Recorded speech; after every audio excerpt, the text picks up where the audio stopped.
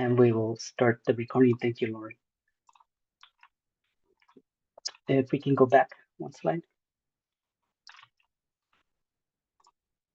Thank you. Ahora, I just wanted to say, Shalem is out of the office for this meeting, and so I will be stepping in to facilitate our meeting today. Again, my name is David Flores, and I'm accompanied by my coworker, Lauren Perez, who will be providing support with the technology. I want to welcome you to the meeting of the International Border Community Steering Committee meeting. Bienvenidos a todos. Shalem está fuera de la oficina y voy a facilitar esta review. Happy New Year, everybody. Let's go ahead and get to our agenda. Thank you, Lauren.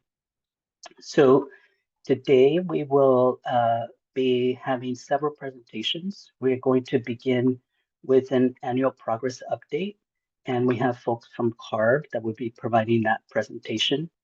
We will be providing an update from our team regarding the Tijuana River Valley and our hydrogen sulfide monitoring trends for December, and the work on the air purifier distribution in the South Bay. We will not be doing item number 4. That will be continued at a future meeting. And then we will have a presentation from APCD staff on participatory budgeting framework and prioritizing incentive funding for AB 617 for outreach. And we will close as always with our public comments and closing remarks and adjourn our meeting. So now it gives me great pleasure to introduce folks from CARB, Nicole Bruns and Amaya Hernandez, who will be providing us with the annual progress update. Nicole, I'll turn it over to you. And if we can give us a minute, we'll switch the presentation. Yes, thank you. Good evening, everyone. My name is Nicole Bruns. I'll just introduce myself while we're waiting to transition to the slides. I am an air pollution specialist in the Office of Community Air Protection here at CARB. And as mentioned, I will be speaking about the annual progress update and story maps. Let me know, is this showing the PowerPoint slides? Okay, great. Thank you. So yes, AB 617 annual update. We will be going to the CARB board in July of 2025, so just in a couple months. So today I'll be speaking about community input on story maps and media. Oops. So the CARB board will hear the AB 617 implementation progress on July 24th, 2025. This will be a chance to share and uplift stories of success, achievements, and challenges across communities, selected communities, and our consistently nominated communities, as well as community air grant recipients. So AB 617 requires air districts to prepare an annual report summarizing the results and actions for each community emissions reduction program, also known as SERPs. So CARB staff also prepares an update for the CARB governing board on AB 617 progress each year. Just a little bit of context for you as far as the annual report. What goes into the reporting, it's a minimum of what's outlined in the blueprint document for the CARB statewide strategies and air district strategies. So we create the Community Air Protection Program annual progress report to contain a comprehensive overview of the annual update, and it's created in close collaboration with the air districts. So the update will generally include, the annual report and then some short videos, as you can see on the screen. Last year we did it with Imperial County and Portside, EJ neighborhoods, and I don't know why I'm blanking on the third one, but we have links, so we'll share those in the chat for you to look at them later on. During the annual progress update as well, we have a panel discussion. As you can see, Maritza Garcia from Environmental Health Coalition was one of our panelists for last year's annual update. And then lastly, we will also be updating the board on our story maps.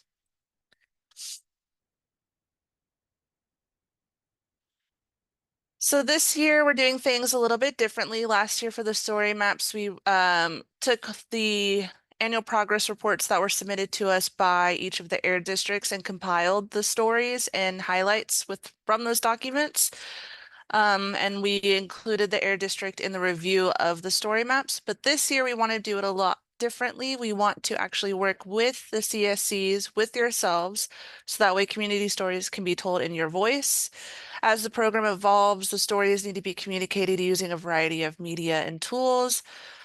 And it is imperative that we use your voice in the input and creating and shaping the layout of the story maps and the stories that are being told.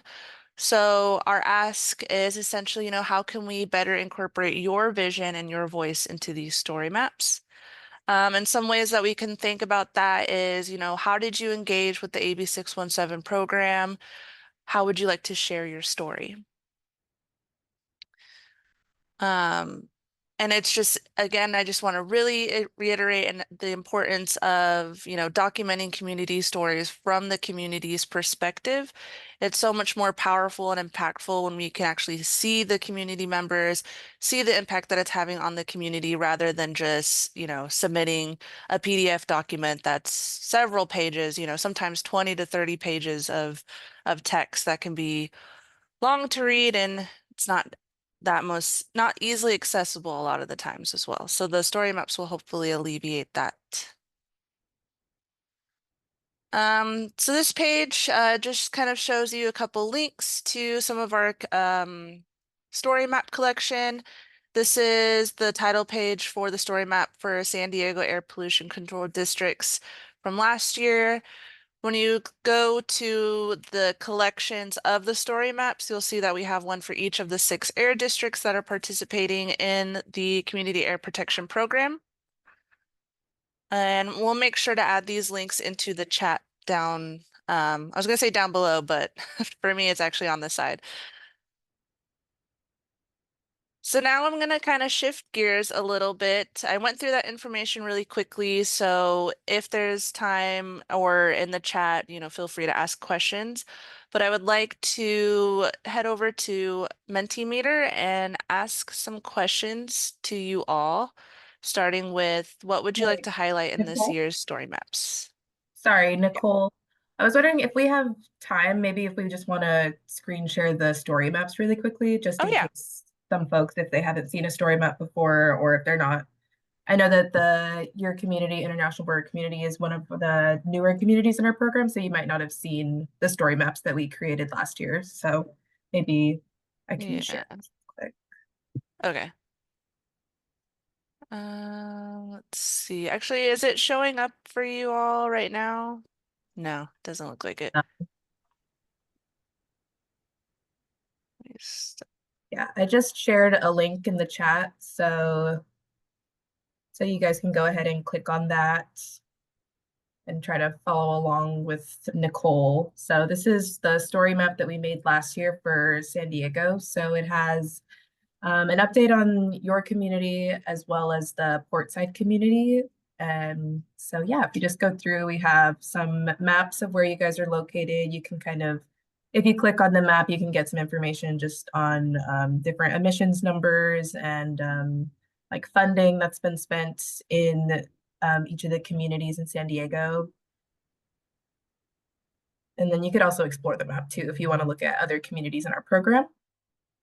And then here's just some introductory portions. Since your community is still in the early stages of your SERP implementation, you can kind of look at this section right now. This is Portside's section from last year. So yours might look something like this, or maybe different depending on your input. But it's essentially going through some of the major projects that the community worked on and giving updates on where they're at with that, showing different maps and pictures of what's been going on in the community over the past year. So this is kind of what Nicole and I will be creating, and we're hoping that this year we can get your input on how you would like this story map to look, what kinds of things would you like highlighted in it? Is there any specific layout or narrative that you'd like? Because at the end of the day, this can be used however you want to use it. It can be kind of a journal of your experiences as a CSC member. What efforts have you guys put forward? What is more important to you? What are you passionate about? So we can kind of highlight that. I know that for the Ported community, they're hoping to kind of use it as a tool to let people learn about what they're doing with community air protection and as kind of a recruitment tool for if they want new members. So if that's something that calls out to you, then we can try to tailor it towards that. So yeah, this is kind of a open-ended discussion, but we'd really appreciate your feedback so that we can have these be more useful to you and more accessible to you and whoever you'd want to share it with. And thank you, Maya. As you can see on this story map, it's pretty text heavy. So a major difference that we want to do this year is include more pictures. We'll be working with the CSC yourselves and the Air District on possibly setting up maybe community tours or photo shoot opportunities and interviews so we can get much more media and much more imagery of, our community members out. And some of I think one area was Chicano Park and maybe near the ports. So just some ideas. And then, sorry, meant to click stop share. I'm going to stop share really quick. I know we have a couple Mentimeter questions and interactive polls for you to do right now. I'm not sure, Lauren, if you're going to be sharing that. Okay. Yeah, thank you. Thank you, Nicole. Thank you, Amaya. Those are really great. We're glad that Carver is doing this because I think getting a little bit more input from the community is going to be nice. To be able to share what has been important for this for the border community. And I think what we're going to do is allow yeah, I'm gonna allow about 3 or 4 minutes for everybody to log into Mentimeter if you can. Um, Jenny says she can't connect to it. I don't know if we can share the QR code. Maybe that might be more helpful for folks. Yeah.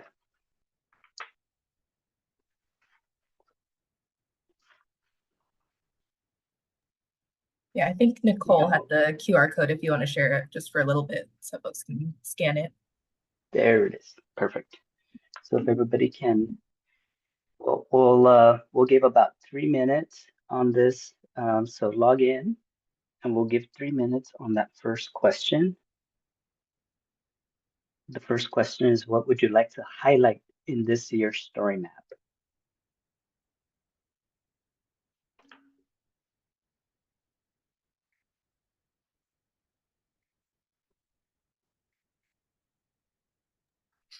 And if you need to, if you're having trouble connecting, but you want to share, you can always put your feedback in the chat and we can enter it into the Mentimeter for you as well, if you're not able to connect.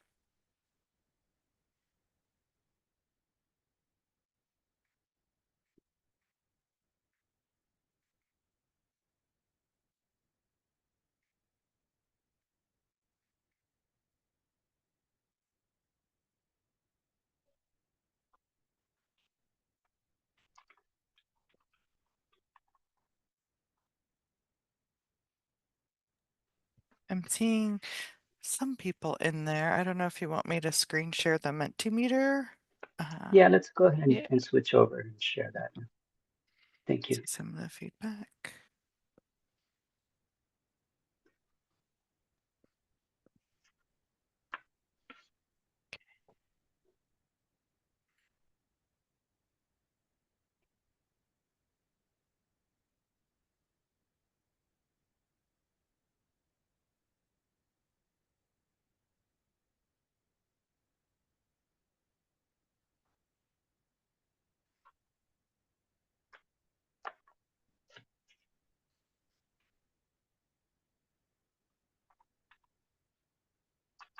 It's either or, Omar.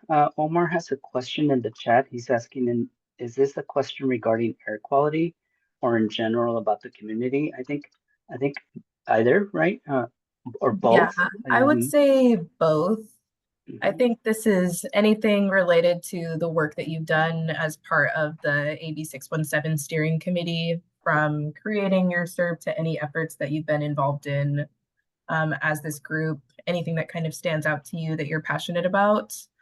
It can also be if you want to make sure that the story map has a lot of pictures, or you want to make sure it highlights a certain location or something like that. That's also something that we can take into consideration and try to incorporate that.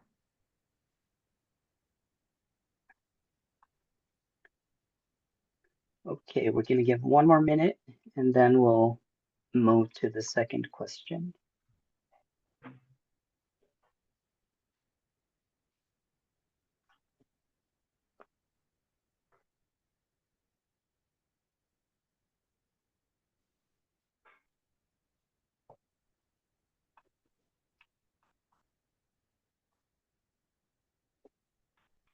Yeah, that was a good video attachment with the testimonials. That was good.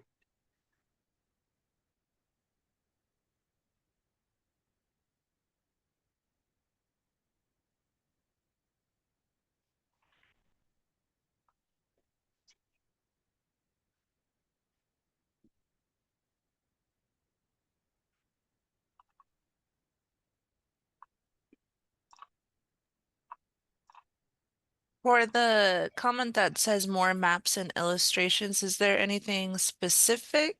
You don't have to have an answer right now, but that's definitely one item that we'll be also implementing more in the story maps, is more maps and maybe interactive maps as well, and kind of like dashboard tools to showcase emission reductions. But just curious if you had anything specific.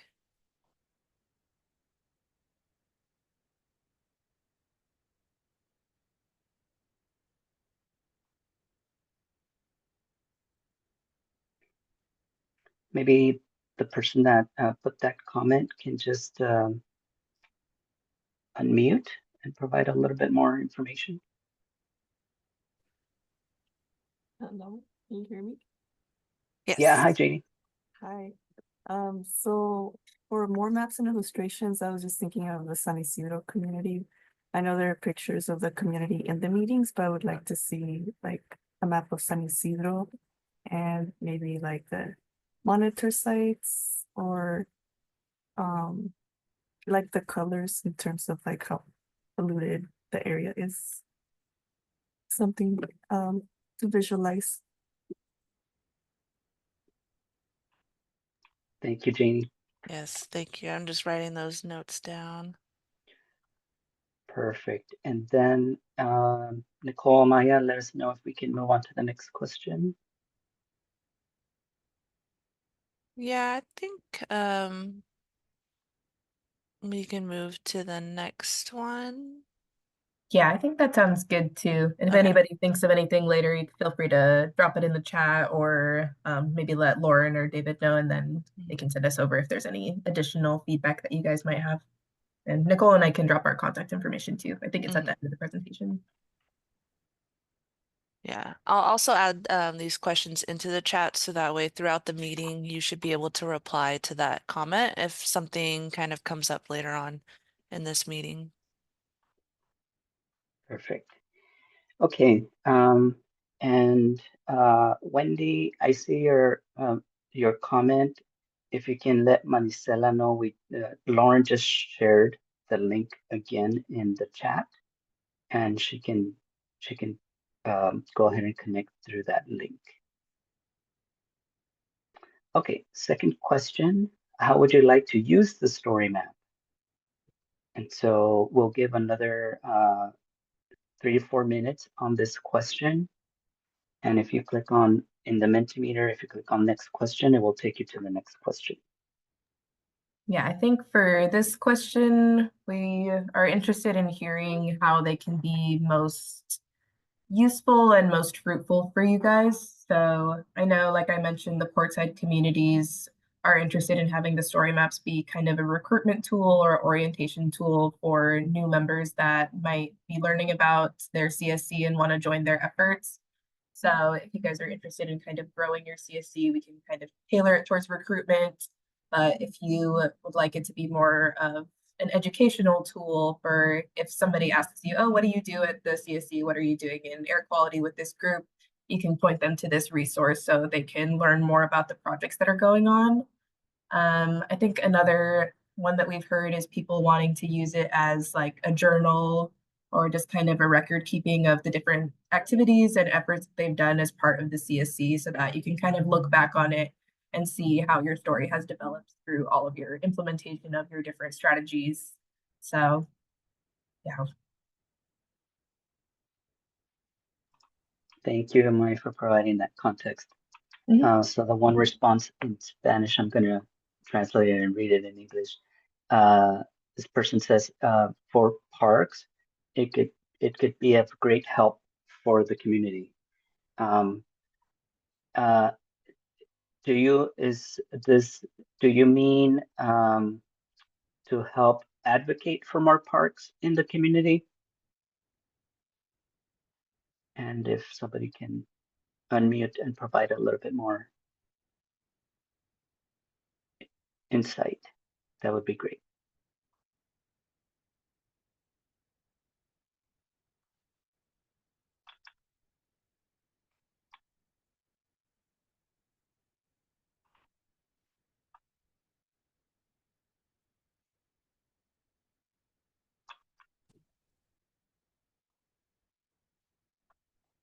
Okay, I think I'm guessing that's what it is, just to help to advocate for more green spaces.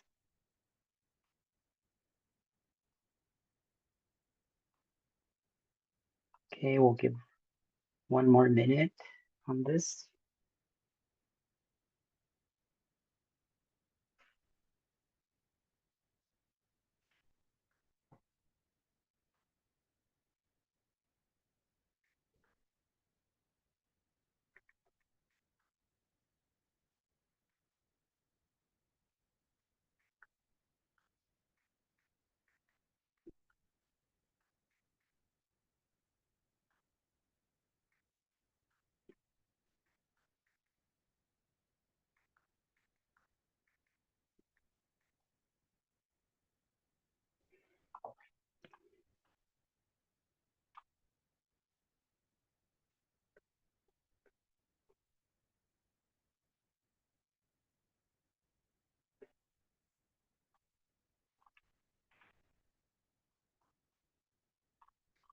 Okay.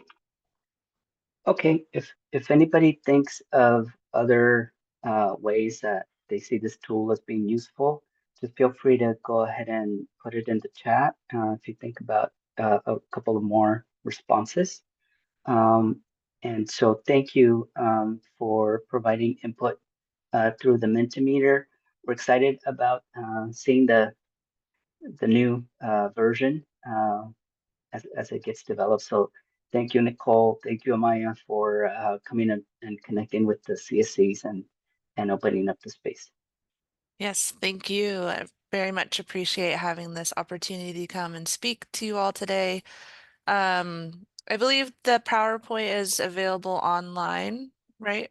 Okay, so there you'll be able to find our contact info, but we'll also put them in the chat too, just so that way you have it right now. Great, it's in there. Thank you. Thank you. Thank you, Thank you guys. both. Okay, now we're going to go ahead and move to item number 3 on our agenda, and that is the Tijuana River Valley update. Joining us for that presentation is David Soderman. Let's go ahead and give David a minute to pull up the presentation. And then we'll get started with that. Welcome, David. Thanks. Thanks, everybody. Make sure, hopefully I am sharing the right screen. Yes. Okay. All right. So my name is David Sodeman. I am the Chief of the Monitoring and Technical Services Division here at the San Diego County Air Pollution Control District. And I am here tonight to kind of give you an update on our monitoring in the Tijuana River Valley. Let's go on to the next slide. So this map here shows the 3 sampling locations that we are collecting data on hydrogen sulfide. Hydrogen sulfide is a chemical compound that has kind of a rotten egg smell and is known to be emitted with untreated sewage. So let's see. Let's see if we can get this out of there.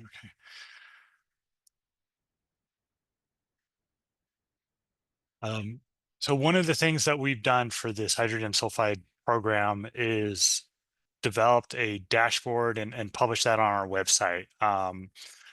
This is kind of one iteration of that dashboard. This dashboard, which the URL code down there at the bottom, will take you to this graph here that gets updated with the previous day's data in the morning of the next day. So this morning we uploaded yesterday's data. This is user interaction, so you can click on, if you only want to look at one site, you can uncheck the other 2 sites. If you want to look at different days other than the last 7 days, like let's say, for instance, you want to zoom in on just one particular day, you can use the kind of select dates function here. And initially, when you click on that, it will pull up all the data, but then you can use the little slide bars and click on the dates and kind of focus in on your search on any dates of interest. They have a little map over here in the right-hand side that kind of shows, where those locations are, what they're named at. The color codes for the big dots there for San Isidro, Nestor, and Imperial Beach correspond to the lines on the graph. And then it also has the actual dates, hours, site, and concentration of hydrogen sulfide. If you're interested in the current day's data, click on the up in the upper right corner, which looks like kind of like a stopwatch, and that will pull up a table that has the current day's data on it. So now let's look at what has the data shown so far. One of the things that we have worked with the County of San Diego's Public Health Department, the State Public Health Department, as well as the CDC, is an odor update, odor advisory document, what to expect at certain concentrations, what are the I guess, symptoms that you might experience, what are some of the effects of hydrogen sulfide at different levels.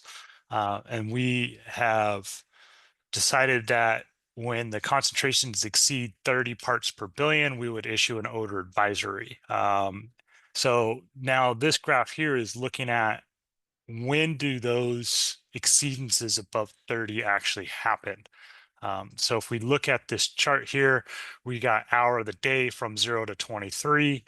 So the 0 hour is from midnight to 1 a.m., that hourly concentration. So here we see that 5 times between midnight and 1 a.m. since we started this program is that particular hour has seen an exceedance of greater than 30 parts per million.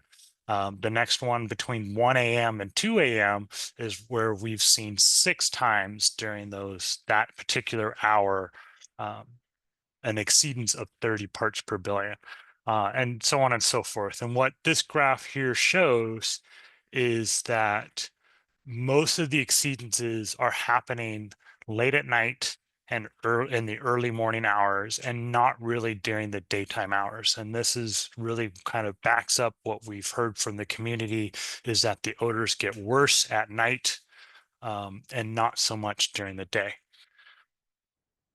So let's look at how long do these episodes above 30 last? And so now we're looking at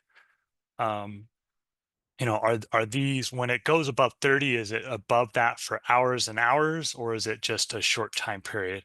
And so what I did here is looked at, you know, how many times has it gone above 30, and then looked at, well, how many times was it above 30 then the next hour? And how long was it above 30, and kind of plot that frequency. So what we can see here is, you know, this first bar here is we see almost, I think that's about 24 times when we've had an exceedance above 30. The next hour, the concentration was less than 30 parts per billion. And so these are short-term spikes of hydrogen sulfide for the most part. We do have a couple episodes in which they were lasted for 2 to 3 hours. And so that's what we're seeing so far. For these sites is that when there are elevated concentrations of hydrogen sulfide, they are typically of short duration. And I think that's all I have for today. Kind of a short presentation here. If you have any questions, you can email me. My email address is up here. You can also email my supervisor, Domingo, at the following addresses, or really anyone at APCD, and we can answer that question. So with that, I'd be happy to answer any questions. Thanks, David. There's a question in the chat from Jenny Quintana. It says, it looks like the Nestor monitor went offline a couple of times.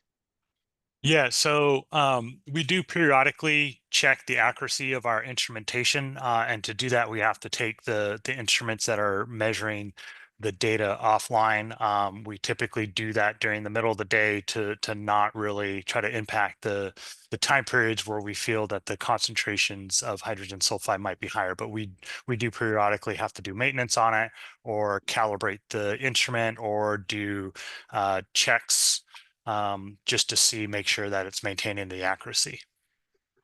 Thanks, David. Another question in the chat from Andreas says, why would the exceedances be at night? That's a good question, and we're definitely exploring that. One of the things that we have looked at is the flow through the river itself. So the International Boundary and Water Commission, they do have a meter that measures the flow as the Tijuana River flow, the Tijuana River flow at a point near the international border. And one of the things that we have seen is that flow is higher at night than during the day. It drops to kind of zero during the day, and then in the late afternoon, 4 or 5 p.m., it climbs up and reaches a peak, and then slowly, steadily goes back down to zero come 6 a.m. or so. So that is a good potential. We're looking at trying to kind of correlate concentrations versus river flow. That correlation right now is pretty weak. So there's other factors that are probably attributing to higher concentrations besides just the flow. One of the things is at night that gets cooler, and that allows the boundary layer to decrease, and what the boundary layer, what that means is that there's less volume for pollutants to mix. That there's less vertical volume. Think of it like an inversion layer, that it kind of traps it, and that layer gets shallower during cooler times. And so if you have emissions, there's less kind of air for those emissions to get diluted. The other thing is that the wind speed typically dies down at night, leading to stagnation. So therefore, the emissions aren't able to be blown and dissipate, and so they have a tendency to build. Thanks, David. That kind of connects to the next question that Jenny is asking. Are you studying wind direction, meteorology, river flow, and exceedances of H2S? Yeah, in a general sense, that's what we've done. We haven't really done a super deep dive and tried to come up with a predictive model or anything like that. But I do know that the county is looking into doing something like that. So we'll be we'll be looking to help support in their effort to try to come up with a predictive model. But it is a very complex situation as to why, you know, sometimes the concentrations are higher than other times. Thanks, David. Perfect. Do we have other questions? Oh, Lauren, I think Marisela Reyes is needs to be let in. Other questions for David?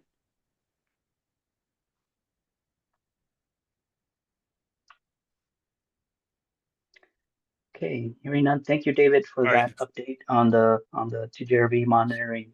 Appreciate it.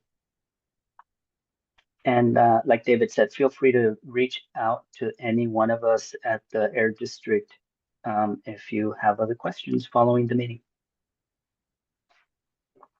Perfect. Thank you. Now we're going to go back to our slides.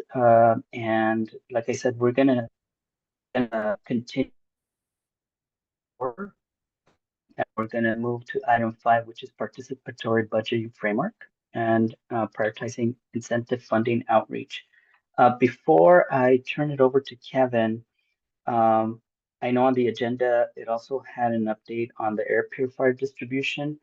I'm not sure if we have anybody from the team that can provide a small update on that. Hi, David. Yeah, this is Eric. I'm here. I can talk about that. Okay, great. Thank you, Eric. Good evening, everyone. I'm Eric Luther, Supervising Air Resources Specialist. I met many of you during the November meeting. It's where we kind of started and kicked off our air purifier distribution. I think we gave out about 17 on that night. And then through the month of December, we had 3 different events where we were able to distribute over 300 air purifiers to the community. So where we're at right now, we kind of had to stop just around the holiday times and New Year's. Right now, we are in the process of developing an online application that's going to make it easier for us to intake the high volume of applications that we're expecting. As many of you probably remember, we're trying to give out up to 10,000 air purifiers to the community. So if you might remember back in November, we had paper applications, and we soon realized that that would be too slow for the high volume that we're expecting. So we are in the process of that online application. We are also hoping to have a home delivery option that will be available. We're still working that out with the manufacturer of the air purifier. So we are hoping to kind of have a full-scale launch a few weeks to a month by the end of January to early February, hopefully. And you'll certainly see information about that when it fully launches. So yeah, so that's kind of the status of where we are. The one thing I did also want to ask the group for those that did receive an air purifier in November, since it's been about over a month already, did want to see if anyone had any feedback for us on how the purifier is working, any positives or negatives, any comments that you might have just about the process of receiving one, the unboxing, the operation. Do you think it's helping or not? So yeah, I guess I'll pause there to see if there's any feedback that anyone wants to give.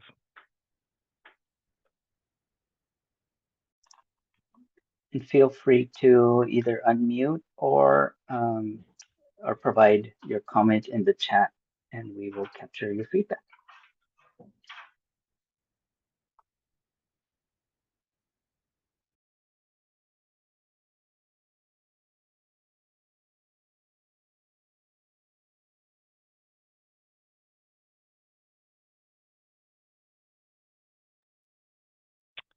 So yeah, if no one wants to kind of be put on the spot right now about any of the feedback, but you can email or call or let any of the team members here at APCD know any feedback that you might have on how your air purifier has been. We'd certainly like to hear it.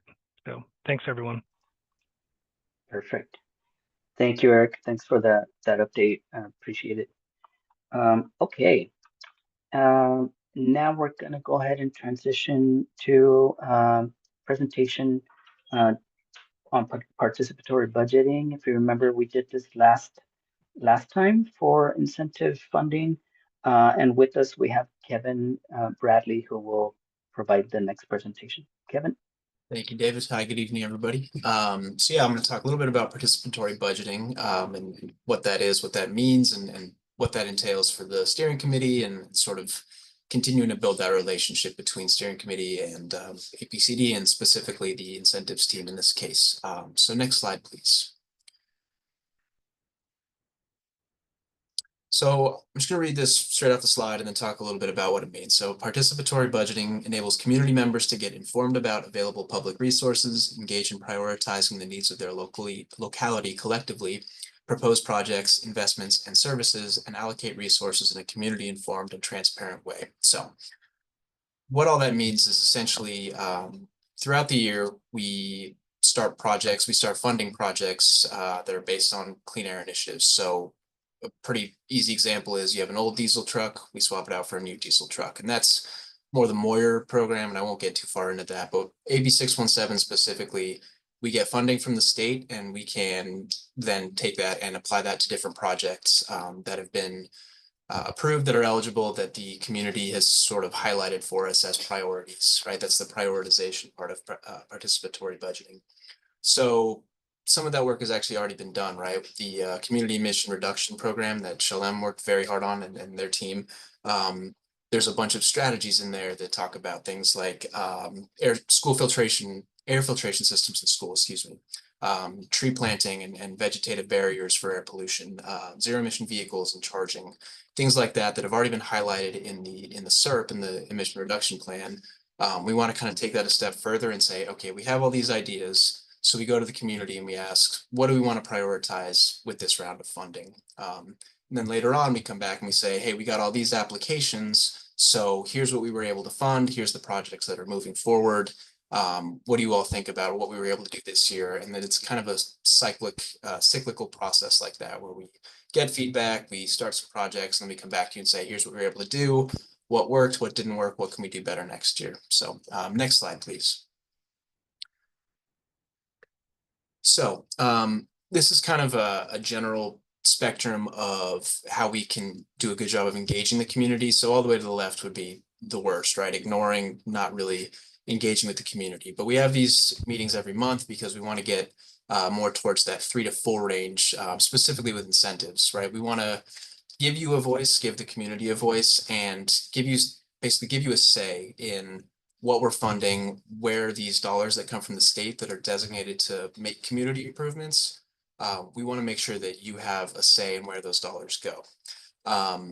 So we don't go all the way to community ownership, because there's a lot of work that needs to be done, really just kind of the paperwork, the making sure that all the projects are eligible and hitting all the checkpoints and meeting all the criteria that they have to meet in order to be eligible for state funding. And so that's kind of where it's more collaborative. And so that's why we're in that sort of 3 to 4 range, where we want to hear your voice, we want to hear your priorities, and then we sort of behind the scenes are doing the work to make sure the money moves where it's supposed to move. The projects are good fits to clean up the air quality in the border region.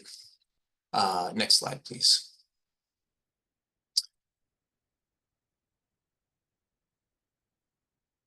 Not sure if, oh, there it goes. Okay.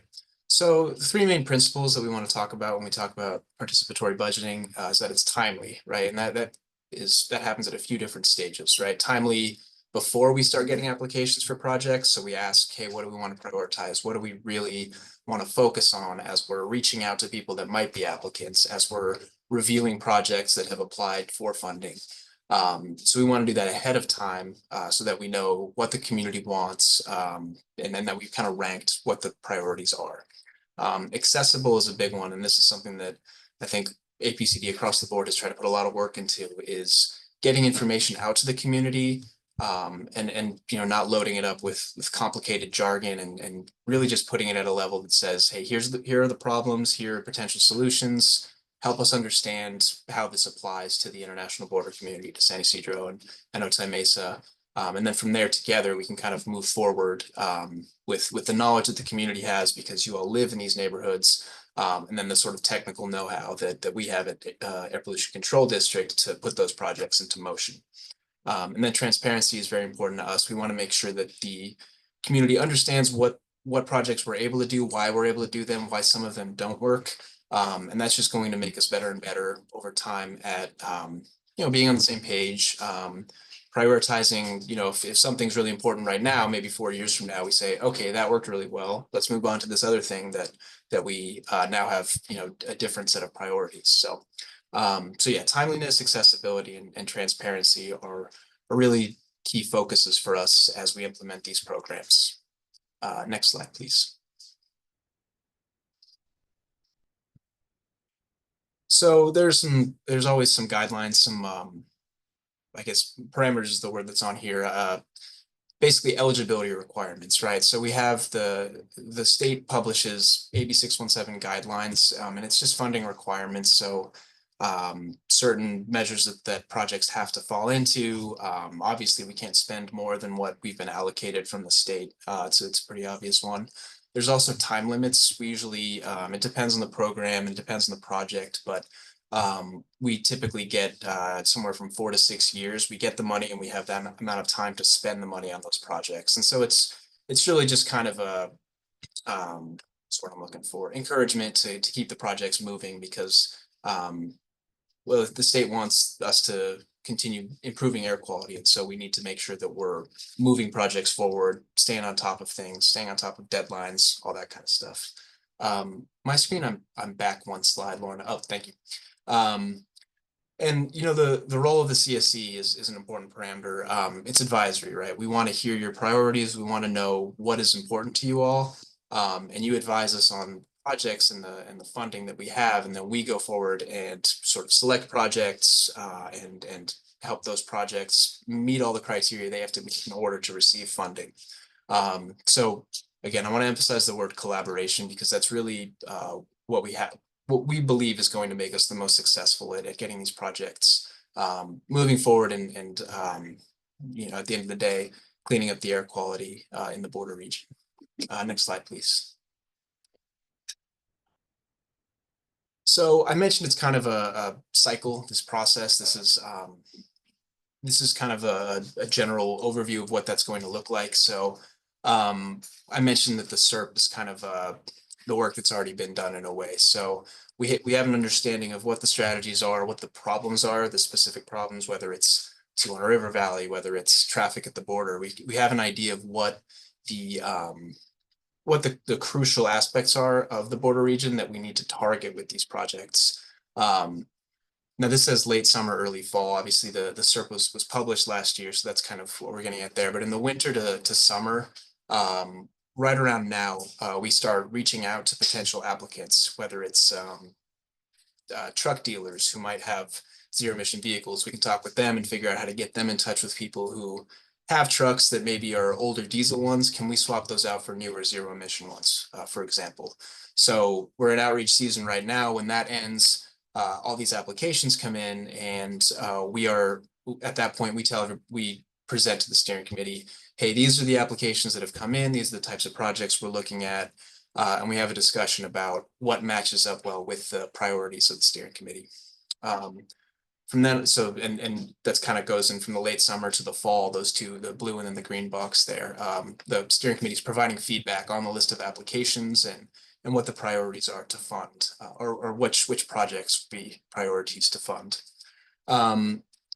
So then we continue on into late fall, early winter, sharing how that feedback that we got from the steering committee informed our decisions in terms of picking projects to fund, moving them forward. And then as we continue to move forward, we give periodic updates on the status of those projects. So that way, it's kind of a full process. At the end of that, then we go back to, okay, here's where we are now. What do we need to continue to prioritize? Do we keep pushing the same things that we've been pushing, or are there other things that maybe we said, let's hold off for this year and then next year we'll tackle that, or something like that. So again, it's a continuous cycle. Typically the state sends out funding every single year. And so each year we'll kind of revisit this process and continue to get feedback from the community. That's sort of an overview of the process. Next slide, please. Okay, so a little bit of what does this do, what does this not do? So again, it's a targeted approach. We want forms targeted approach to who's engaged. We have these meetings to get feedback from everybody. Obviously we've had, filter, excuse me, I read that as filter distribution, I apologize, but we have meetings. I will put my email in the chat at the end of this, so if anybody has any questions, you can feel free to reach out. But overall, we want to make sure that we're getting feedback from the steering committee and from stakeholders consistently. And it helps us develop materials and outreach materials so that we know, okay, for example, the community really wants us to do zero emission. Let's find zero emission truck dealers. Let's find people who use trucks for their businesses frequently and try to give them information on the program and encourage them to apply for funding for new cleaner vehicles. But what this prioritization process does not do, doesn't exclude entities that are not reached out to, right? And people are always encouraged to apply for our funding. Not everybody is necessarily eligible, but we want, if someone has a question about whether or not they're eligible, can always reach out to us and we can explain what the requirements are, what types of projects we're looking for, all those kinds of things. And this process does not delay the funding, the projects at all. And that's why we're starting now, right? We want to get this feedback early so that we have in mind what the community steering committee has told us, so that as we're receiving applications, or before that, as we're preparing outreach, receiving applications and reviewing them, selecting which ones to fund, in our heads we say, okay, but the steering committee told us this, this, and this, so we're going to apply that to our decision-making process. Next slide, please. Right, so this is just kind of a bulleted list of some of the things in the SERP that have been mentioned as potential strategies that are eligible for incentive funding. So air filtration at residences, at schools, that kind of touches on the odor issue as well. Vegetation and tree barriers. Trees can be really good at filtering out things like particulate matter from whatever source before it. So say at the freeway, you have a line of trees so that away from the freeway, the pollution is not spreading as far from the freeway. Things like electric vehicle charging stations, school flag programs are eligible for funding, things like paving and sidewalk and bike paths, and of course, lower or zero emission trucks and buses and things like that. There are some specific types of projects that we would need to get kind of special approval for. That doesn't mean that, that happens all the time, right? Sometimes we have to go to the state and say, hey, we have this project that doesn't really neatly fit into the eligibility criteria, but we think it's a really good fit for this community for these reasons. So we gave a few examples here: traffic route signage, transit passes, e-bikes. Solar and wind power projects are sometimes eligible as is if they're contributing to electric vehicle charging, but other than that, we would need to get special approval for those. That's not to say that it can't happen, but it's just a slightly different process. Like I said, we've been through sort of unique projects like this before. So if you have any idea, it can be out of the box. It can be, you might wonder if it's really the right fit. I encourage you to reach out to myself and just ask, hey, I have this idea, could this work? And that way we can keep these conversations moving and sort of brainstorm together. So like I said, I'll put my email in the chat at the end of my presentation. Next slide, please. So you can use this QR code to take a look at some of the information available on our website, as well as some of the categories and eligible projects. In the near future, thank you, Lauren.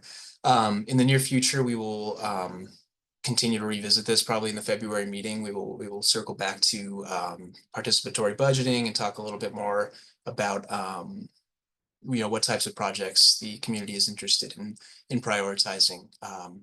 I'm available for questions if anybody has any, and thank you all very much.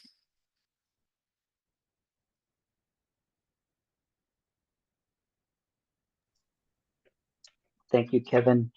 I'm checking this. This Mentimeter is not for any action right now, is it? I'm seeing something on the screen.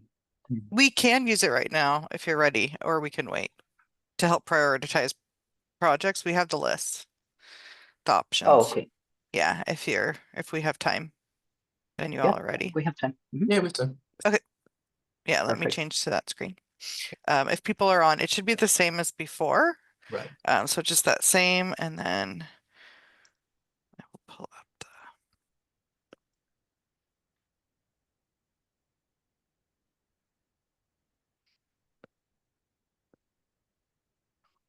Okay, I see. It just came on. Okay, so yeah, people can rank these. And it comes in two forms. We're doing two examples of the same questions. And Okay. Lauren and David, looks like we have a question from Maria. If the slides will be shared, we usually upload those to the website after the meetings. Is that correct? Yes, that's correct. Yeah. So And they're there Maria's now. question was in Spanish, so I will defer to our translators to let her know.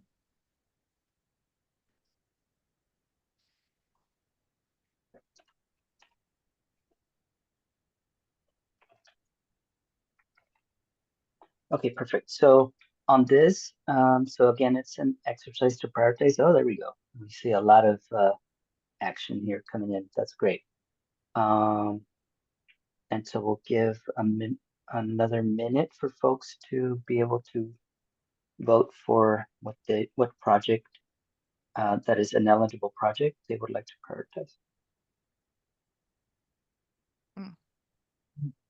One thing, I know people are voting and reading, so I apologize for interrupting. I should have mentioned this earlier, but one aspect of the participatory part of this is that, so we receive the funding and we help guide the projects, but we're not actually doing the projects ourselves at APC. We're partnering with local businesses, organizations, etc. So if you have an organization or a business in mind, you can encourage them to apply. Now our application is not open for another couple months, but it's really helpful for us if you know, again, people, businesses, organizations, anything in the community that can perform some of these projects. I see like sidewalk and bike path project. Actually, that's low or zero emission truck or bus replacements, right? So if you know someone that works at one of the schools, you can encourage them to reach out to us and ask us for more information, so that we start those relationships early and get people involved in the application process, so that questions always come up through these projects. There's a lot of paperwork and hoops to jump through and things like that. And our job is to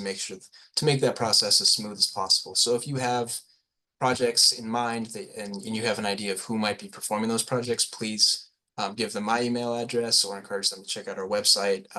And of course, we will be doing our own outreach on our own end as well. So thank you.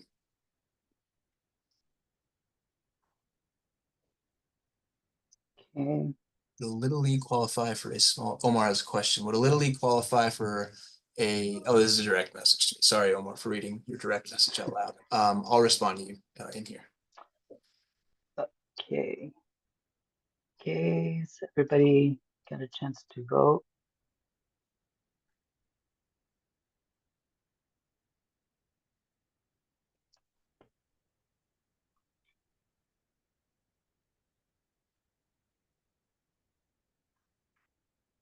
Okay, I think we'll go ahead and move to the next one. Thank you, Lauren. Okay, so if everybody can go ahead and move through this exercise again, that'd be great.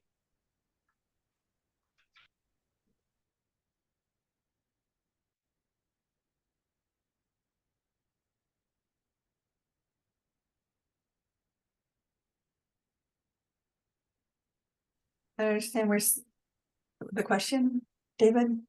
Sorry, this is Jenny Quintana. So this is I think it's just so this is again just ranking these 8 project categories using the okay. Mentimeter. Okay, thank you. Yep. I thought they're ongoing results, basically. Got it. They're not telling us to rank it that way.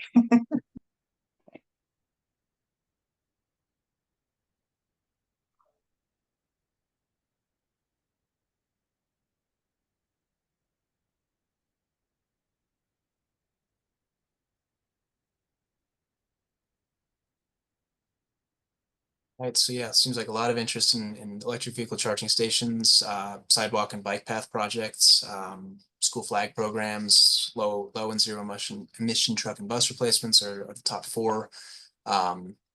These are all great examples. Like I said, we receive funding and move this funding forward for these projects. ABCD doesn't do sidewalk and bike paths itself, but it can certainly work with whether it's a government agency, a company. We can definitely work with others to make sure that they have the funding and resources provided to them to help move those projects along. So, but this is really helpful, everybody. Thank you. Perfect. We'll give another half a minute here for folks to be able to complete their ranking.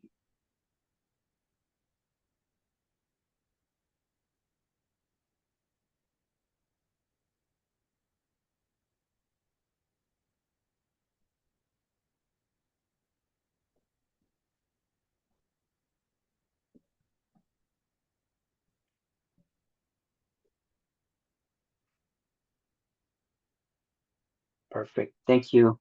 Thank you, everybody. And like Kevin said, if you have if you want to provide input on any one of these, please feel free to reach out to any one of us. Okay, so now we're looking at a list of prioritization for other projects, right? And so this is something that is, again, what the community might see as valuable, and would inform if we need to consider, other types of projects. So we'll go ahead and give a couple of minutes for folks to fill this one in.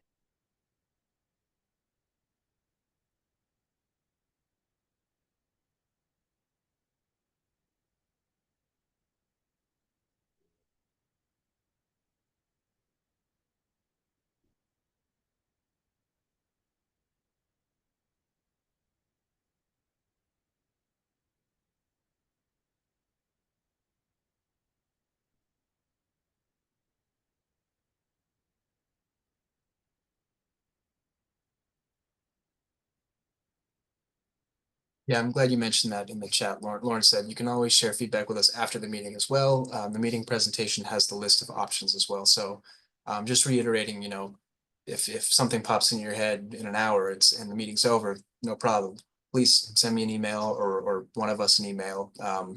We all work pretty closely together. So, we're more than happy to answer questions and figure out how to continue, this collaboration that I'm very, very proud that we still have this steering committee meetings with strong attendance. So thank you for all of you for your participation.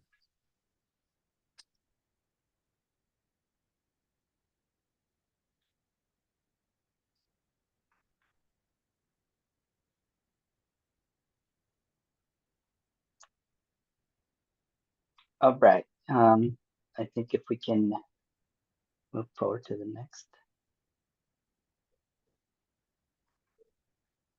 All right. So again, I think taking these four, if you can go ahead and fill out the Mentimeter.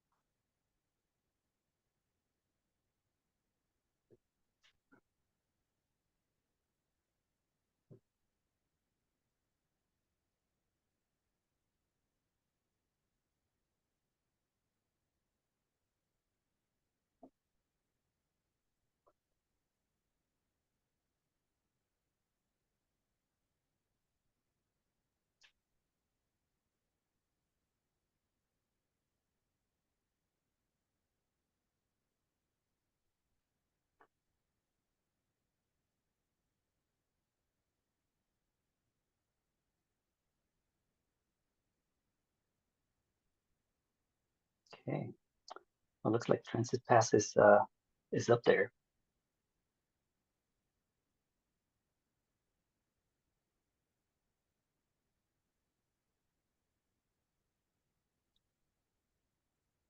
Okay, perfect.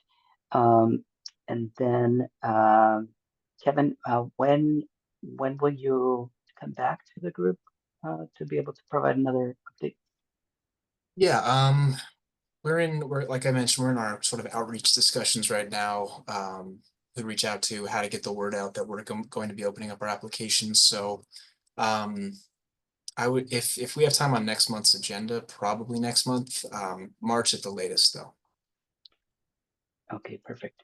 So Jacqueline Hernandez, yes, you can just type in your comments for a vote. That's fine.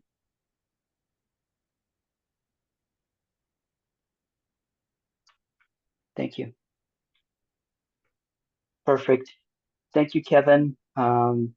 Appreciate you coming back and moving through this exercise with everybody. Of course, yeah. Thank you, David. Thank you, Lauren, for keeping everything moving on the screen. And like I said, please reach out to me, project ideas, questions, anything. And thank you all. Have a great night.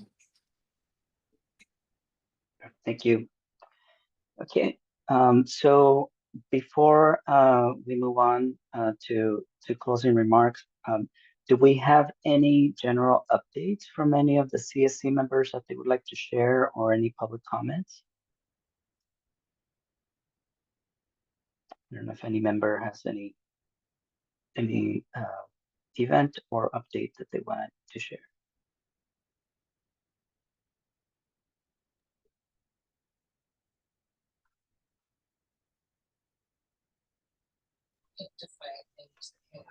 David, I know it's probably not exactly for the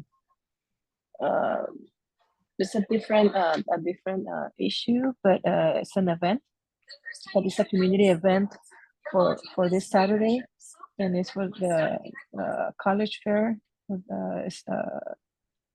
David Alvarez is doing a college fair for the students and parents at the Southwest High. It's free event for all the community parents and seniors for the FAFSA, financial aid, help and assistance.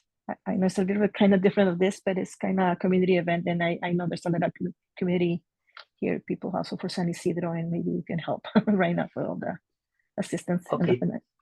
Thank you, Marisa. So that's this Saturday. This Saturday, January 25th at Southwest High, 921. It's a college community resource fair, and it's assistance for financial aid resources. Also. Okay, Saturday, January 25th. Thank you for sharing that. Thank you, Marita. Omar? Yes, thank you for letting me in this kind of. Of course. Hi, thank you for allowing me to speak.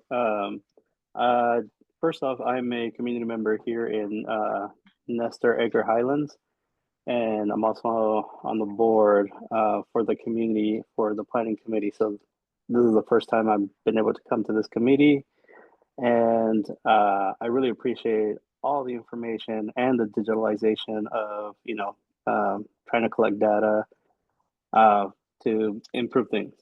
First and foremost, I have a quick question on, and I think I sent this privately through Penelope by accident, whether the air quality board is looking or planning or possibly taking in this comment on putting a couple of monitors on the other side of Tijuana for the border. So that way when we collect data, we're collecting on a 360 avenue from the initial, source of sewage spillage and toxicity of the air quality, because I know many of the members, friends that live on Tijuana side are experiencing the same symptoms and effects from the air quality that we are here in, like, San Isidro, Nestor, Edgar Highlands. Has there been any talk with among the committee or among the air quality board or among the government agencies to include them as well? Yeah, thank you for your question, Omar. So I don't know the answer, but what I can do is I can take your question and check with um, our uh, our supervisor with Domingo. I know that he has been able to connect through the work that the district does for the San Diego Tijuana Air Quality Task Force. But that's a good question. I will raise that question to him and see what if any coordination is happening in the Mexico side, and be able to see if we can provide an update maybe at our next meeting. But I'll raise that question. Thank you for asking that. That's a good question, and I know that both sides of the border are dealing with these odor issues. So thank you for lifting that up. Absolutely. And if you don't mind, I have a secondary question that just kind of came to mind. Since I do travel binationally all the time, I see a lot of sewage spillage, or backups of the flow in the Tijuana area. And I see a lot of that contamination being driven on this side of the border. I know that's not kind of considered air quality, but it kind of is, because then it heats up, because it's traveling more northbound and then southbound. I mean, who would be in charge of maybe, trying to mitigate those things along the way that could contribute to the toxicity? Yeah, thank you, Omar. So the International Water and Boundary Commission, right, IBWC, they are the ones that are working on both sides of the border when it comes to that issue of sewage and trying to address the infrastructure needs. I think a couple of meetings back, we had them here to present and provide an update, and they shared the different types of progress that have been advancing on both sides of the border. And I don't know if Lauren, I don't know if we have the link to that, but Yeah, if I'll not, pull it. okay, great, thank you. So and that one, the IBWC was able to provide also a landing page for the work that's happening on both sides of the border, and so you'll be able to go into that and be checking for updates on what's happening. So thank you for asking that question also. Thank you for the information. Of course. Perfect. And so I have one also item to share. So for the Spanish speaking folks, the Port of San Diego has their Spanish language cohort for their Portside Community Academy. They still have seats available if any community member would like to sign up.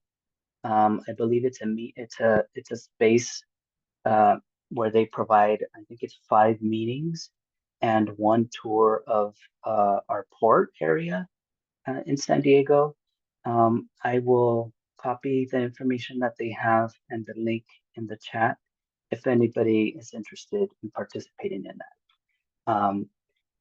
Do we have any other announcements or comments? I had an announcement with Casa Familiar. Yeah, go ahead, Jane. So hello everyone, I'm the air quality technician with Casa Familiar, and I wanted to inform residents of the community of San Isidro that attend these meetings, because we will have sessions like in preparation for these meetings or debriefings, just to analyze the agenda with them and to promote engagement during these IBCSC meetings. So yeah, I'll leave my contact information in the chat if anyone is interested in attending these review meetings. Thank you.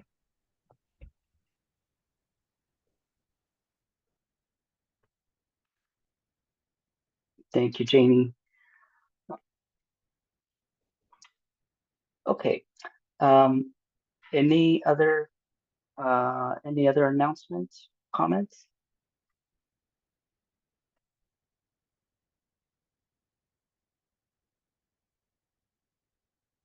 Thank you, everybody. Stanford, I saw your message. Yes, we can also email the information to the committee members.